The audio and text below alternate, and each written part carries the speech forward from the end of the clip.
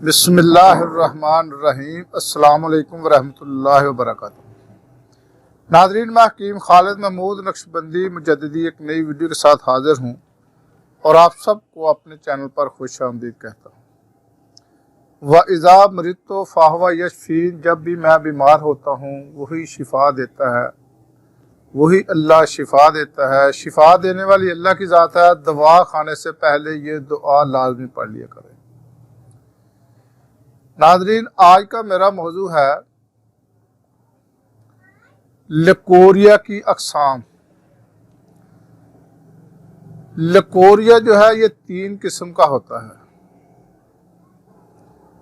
جب تک اس کا علیحدہ علیحدہ سمجھ کر اس مرض کے مطابق اس کو دعا نہ دی جائے گی، اس وقت تک اس کا علاج کرنا مشکل ہے۔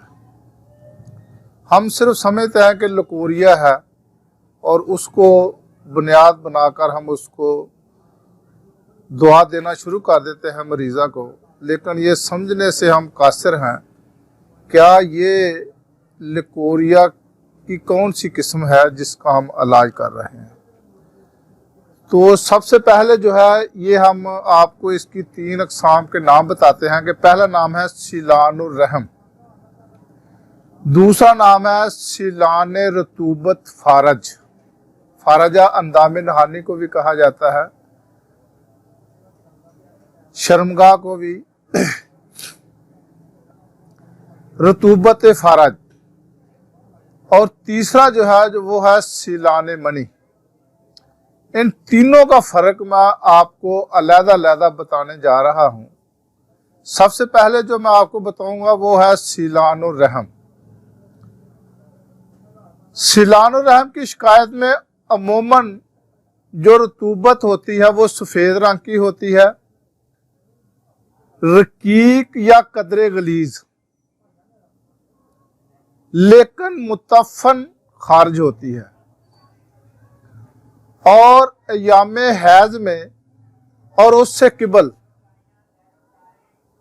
مینسز کے دنوں میں یا مینسز کے دنوں سے چند دن پہلے، تھوڑے دن پہلے یہ بہت کثرت سے خارج ہوتی ہے۔ اس کے ساتھ ساتھ عام طور پر قبض اور معدہ میں کمزوری، معدہ صحیح طریقے سے غذا ہضم نہیں کرتا، اس کی شکایت رہتی ہے۔ اس کے علاوہ بھوک کی بھی کمی ہوتی ہے، بھوک نہیں لگتی، جس کو ہم طب میں ضعف اشتہا کہتے ہیں۔ اور اس کے ساتھ ہی کرو و سبور، زخم وغیرہ جو ہوتے ہیں، سرطان وغیرہ کی علامات نہیں ہوتی۔ یہ ہے سیلان الرحم کی تعریف، اور یہ اس قسم کی وجوہات جو ہوتی ہے یہ سیلان الرحم میں ہوتی ہے۔ اب جو دوسری قسم ہے وہ ہے سیلان رطوبت فارج۔ اس کی شکایت میں رطوبت جو ہے وہ گاڑھی، شاش یعنی کہ جس کو لسی کہتے ہیں، شاش یا دہی کی مانند خارج ہوتی ہے۔ اس رطوبت کے خارج ہو جانے کے بعد جو عوار ذات ہیں اس میں کمی آ جاتی ہے، تخفیف ہو جاتی ہے، بلکہ بعض اوقات تو اس رطوبت سے کہ خارج ہو جانے کے بعد مریضہ اپنے آپ کو بالکل تندرست محسوس کرتی ہے۔ یعنی کہ یہ جو دوسری قسم ہے سیلان رطوبت فارج، اس میں جو گاڑھی لسی ہوتی ہے یا چھاش یا دہی کی طرح جو ہے رطوبت وہ خارج ہوتی ہے، اور جب وہ خارج ہو جائے تو مریضہ سمجھتی ہے کہ میں اب تندرست ہوں، مجھے یہ مرض بالکل ہی نہیں ہے۔ اس کے بعد لیکن وہ مرض جاتی نہیں ہے، مرض اس کے موجود ہے، لیکن اس کو مریضہ کو محسوس ہوتا ہے کہ میں ٹھیک ہے۔ البتہ زیادہ عرصہ گزر جانے کے بعد کمزوری اور نکاہت کے آثار جو ہے وہ غالب ہونا شروع ہو جاتے ہیں۔ یہ ہے دوسری قسم۔ یہ شکایت حقیقت میں اندام نہانی کی اندرونی جھلی کی سوزش اور اس کے متورم ہو جانے کی وجہ سے یہ بیماری لگتی ہے۔ اندام نہانے کی جو اندرونی جھلی ہے، میں پچھلی ویڈیو میں بھی بتا چکا ہوں کہ اس میں جب سوزش آ جاتی ہے، اس کی وجہ سے یہ جو مرض جو ہے نا یہ دوسری قسم لگتی ہے۔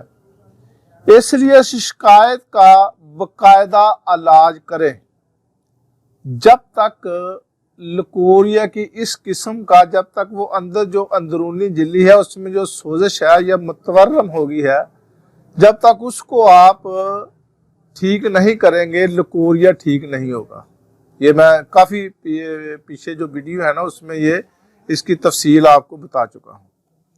ابھی میں نے جو فرق ہے تینوں کا وہ بتا رہا ہوں۔ اب جو تیسری قسم ہے وہ ہے سیلان منی۔ سیلان منی کی حالت میں رطوبت جو ہے وہ سیلان الرحم کے برخلاف، یعنی کہ جو لکوریا کی پہلی قسم ہے اس کے برخلاف غلیظ زردی مائل اور غیر متفن خارج ہوتی ہے۔ اس شکایت کے اسباب جریان منی کی طرح ہوتے ہیں، اس لیے جریان منی کے علاج کی طرح، جس طرح جریان منی کا علاج کیا جاتا ہے اسی طریقے کے ساتھ سیلان المنی وہی طریقہ جو ہے نا اس کے علاج میں اپنانا چاہیے۔ اگر آپ وہ طریقہ نہیں اپنائیں گے تو پھر یہ علاج کرنا مشکل ہو جائے گا۔ اس کے علاوہ صبور رحم، جو رحم میں زخم ہوتے ہیں، کرہ رحم، سرطان رحم وغیرہ کی شکایت میں بھی شرمگاہ سے رطوبت خارج ہوتی رہتی ہے۔